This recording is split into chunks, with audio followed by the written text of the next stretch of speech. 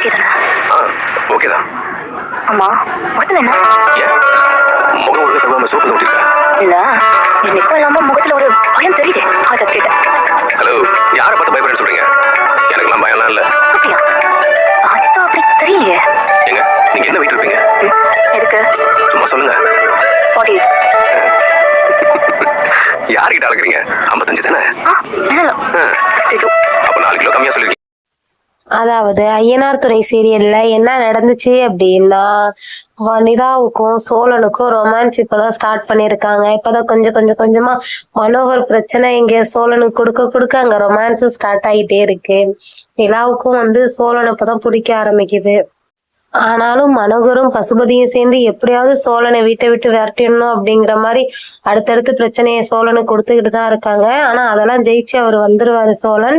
இந்த வாரம் என்ன பண்ண போறாங்க அப்படின்னா, ஆபீஸ்க்கு அழைச்சிட்டு போற மாதிரி அழைச்சிட்டு போவாங்க சோழனை. அங்க கொண்டு வச்சு நிறைய மட்டம் தட்டுவாங்க. அதனால சோழனுக்கு ரொம்ப கோவம் வந்துடும். கோவம் ஏதாவது பேசும்போது நிலா வந்துருவாங்க. நிலா வர்றதை பார்த்து தான் மனோகர் பேசியிருப்பாரு. அது மாதிரி பேசும்போது நிலா என்ன சோழன் இப்படிலாம் பேசுறீங்க அப்படிங்கிற மாதிரி கேட்பாங்க. அப்படி கேட்டோன்னே மனோகருக்கு ஒரே சந்தோஷமா போயிரும். பாருடா, என் பொண்ணை வச்சே உன்னை வீட்டை விட்டு வெளியே அனுப்புறேன் அப்படிங்கிற மாதிரி சொல்லிடுவாரு மனோகர்.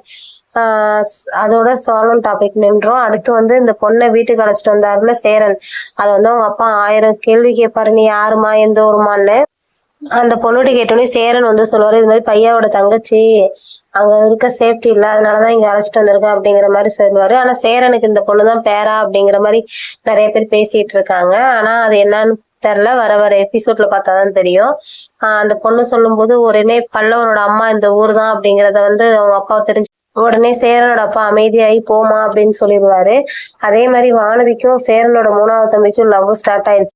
ஆனா இந்த லவ் விஷயத்த பல்லவன் கண்டுபிடிச்சிருவாரு. பல்லவன் கண்டுபிடிச்சு இந்த மாதிரி போன் பேசிட்டு இருக்கேன்னு போய் கேட்பாரு. பேசுறது வானதியா அப்படின்னு. இல்லையா ஆமாவான்னு சொல்றது தெரியாம முடிச்சு.